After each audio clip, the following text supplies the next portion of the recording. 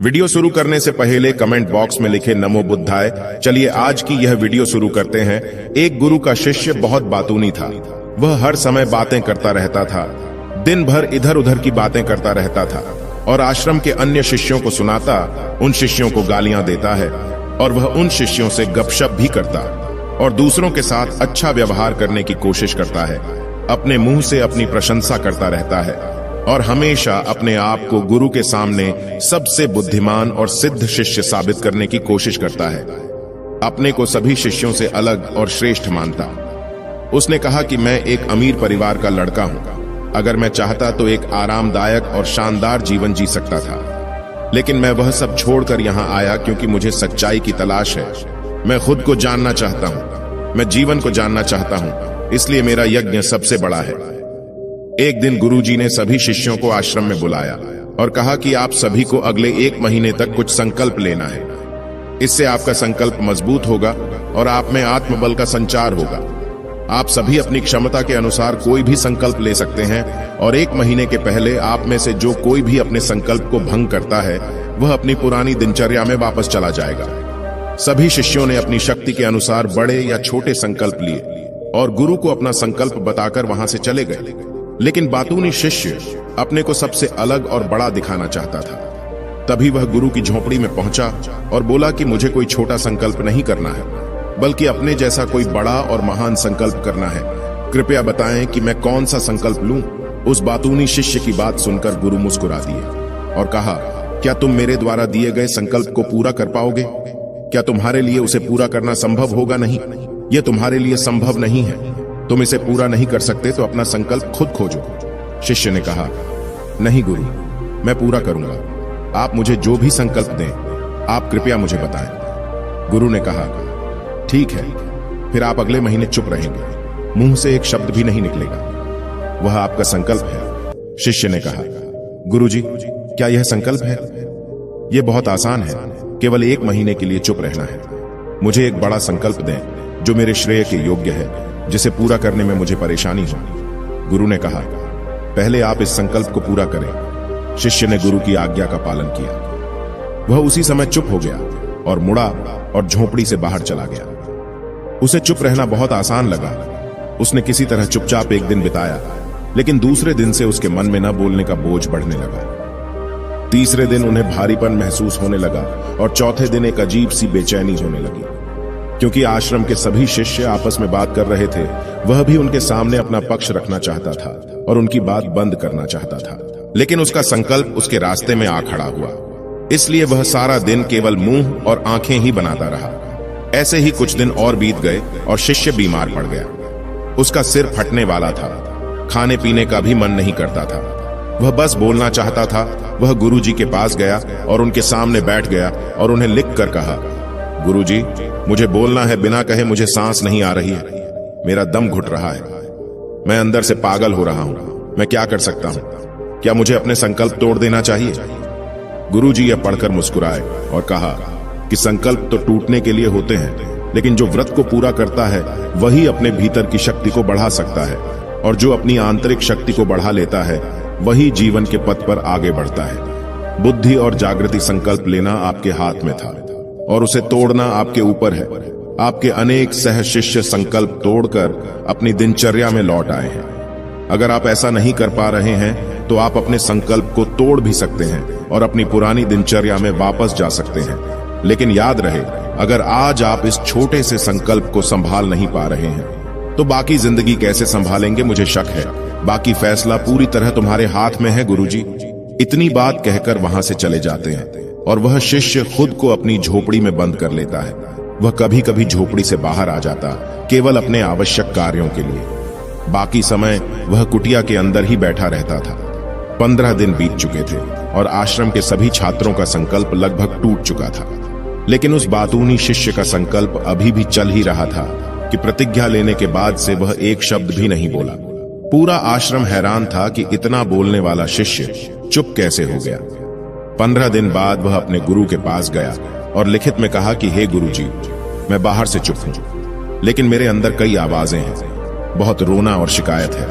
मैं अंदर ही अंदर बात करता रहता हूं। मेरा मन तरह तरह के सवाल करता रहता है। बाहर से जितना शांत हूं, भीतर उतना ही कोलाहल है। मुझे संदेह है कि मेरा संकल्प अभी भी कायम है या नहीं, क्योंकि उसे बोलने की आदत है। गुरुजी कहते हैं आप बाहर से भले ही खामोश हों, लेकिन अंदर ही अंदर बोलते रहते हो। आपको इन बातों और आवाजों से दूर जाना होगा। शिष्य गुरु को प्रणाम करके चला जाता है और भोर होते ही वह अपनी कुटिया छोड़कर जंगल में चला जाता है। कई दिन बीत जाते हैं और संकल्प का समय भी पूरा हो जाता है, पर वह शिष्य वापस नहीं आता। आश्रम में सभी को डर था कि जंगली जानवरों ने उसे खा लिया है। इस दौरान लोगों ने उसे खोजने का काफी प्रयास किया, लेकिन वह कहीं नहीं मिला। गुरु के सभी शिष्यों ने स्वीकार किया था कि जंगली जानवरों ने उन्हें अपना शिकार बनाया है, लेकिन गुरुजी को ऐसा नहीं लगा। एक दिन आश्रम का एक शिष्य गुरु के पास आया और बोला, गुरुजी, बातूनी शिष्य को क्या हुआ? जानवरों ने उसे मार डाला होगा। गुरु ने कहा, हो सकता है जानवरों ने उसका शिकार किया हो, लेकिन उसके न लौटने का कोई और कारण हो सकता है। हो सकता है कि वह जिस चीज के लिए वहां गया था वह मिल गया हो। शिष्य ने पूछा कि क्या ज्यादा बोलना हानिकारक है? गुरु ने कहा, यह भी मानव जीवन के कई दुखों में से एक है कि वो कभी चुप नहीं रह सकता। वो हमेशा कुछ ना कुछ कहता रहता है। हमारा आधे से ज्यादा दुख हमारे अकेले बोलने से होता है। ज्यादातर परिवारों के झगड़े की वजह हमारी बेवजह की बातें होती हैं। हम में से कोई भी चुप नहीं रहना चाहता। हम सिर्फ सामने वालों से कहना चाहते हैं जो कुछ भी हमारे मन में है। हम उसे समझाना चाहते हैं कि आप गलत हैं और मैं सही। यह कहां तक उचित है, क्योंकि दूसरा भी वही कर रहा है। और इस तरह सब एक दूसरे को कुछ ना कुछ सुनाते रहते हैं और समय के साथ साथ उन्हीं बातों की परतें गिनते रहते हैं, और इस तरह सुनने सुनाने का यह काम जीवन भर चलता रहता है।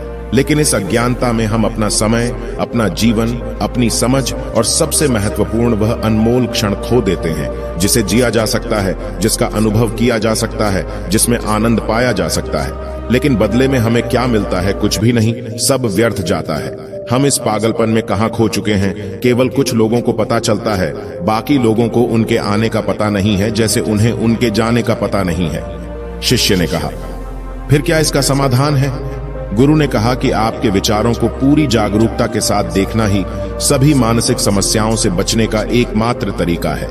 दोस्तों, वर्तमान में रहें और पूरी सजगता के साथ अपना काम करें।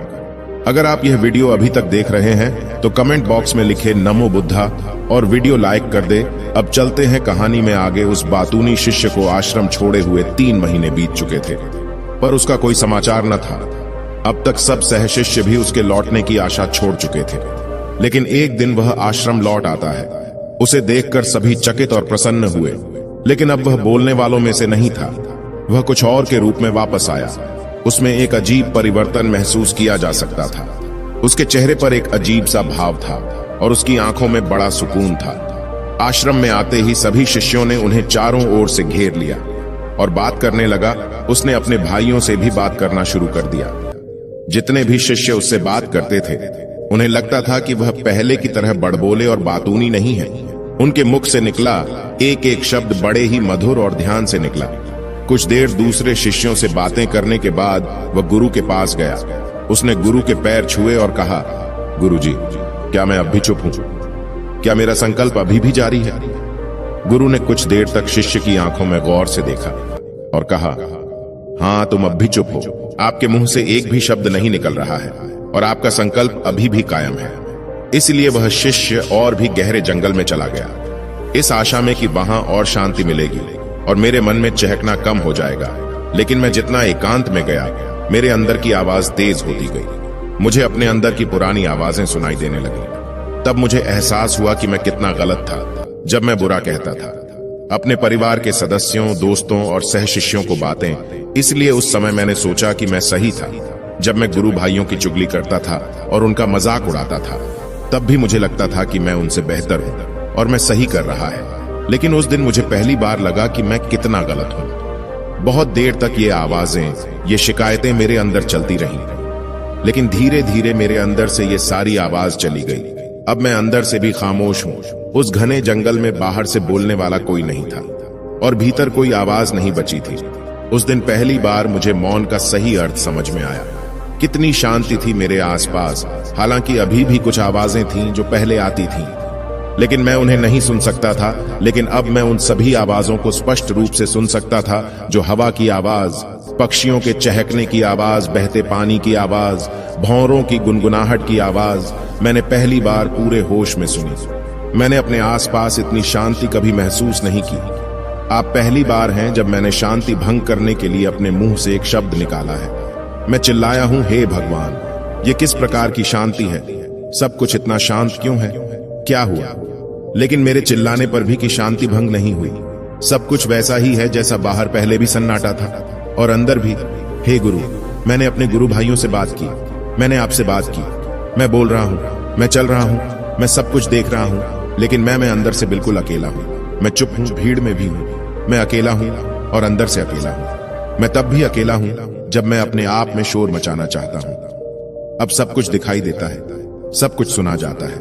गुरु ने कहा, जब तक बाहर बातें करते रहेंगे भीतर अशांति होगी। जिस दिन हम अपने भीतर की ओर मुड़ेंगे तो हमारे मुंह से जो भी निकलेगा हम शांत रहेंगे।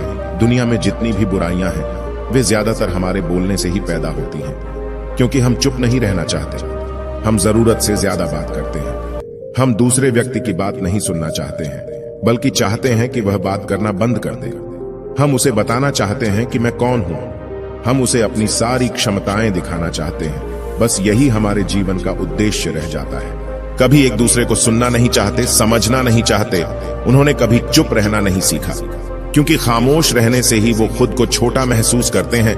दुनिया के सारे युद्धों की वजह हमारी ही बोलती है, इसलिए हमें उतना ही बोलना चाहिए जितना जरूरी हो, क्योंकि बेकार की बातें करने से ऊर्जा बर्बाद होती है और बोलने से हम कभी अंदर की ओर नहीं मुड़ते, क्योंकि वो हमें बाहर की ओर खींचती रहती है। और क्या क्या इस दुनिया के अलावा कोई बाहर है? लेकिन अगर हम अपने भीतर की दुनिया की ओर मुड़ना चाहते हैं तो इस मुंह को बंद रखना चाहिए। इसलिए जो सभी प्रबुद्ध हो गए हैं एकांत की ओर भागा, ताकि उन्हें ज्यादा न बोलना पड़े, न ज्यादा सुनना पड़े। वे अकेले रहें और शांत रहें, ताकि वे आसानी से भीतर की यात्रा कर सकें। लेकिन कोई चाहे तो इस दुनिया में रहकर भी एकांत में रह सकता है, शांत रह सकते हैं, लेकिन इसके लिए उन्होंने अपनी ऊर्जा बचाई होगी, जिसे वे व्यर्थ की बातों में बर्बाद कर रहे थे।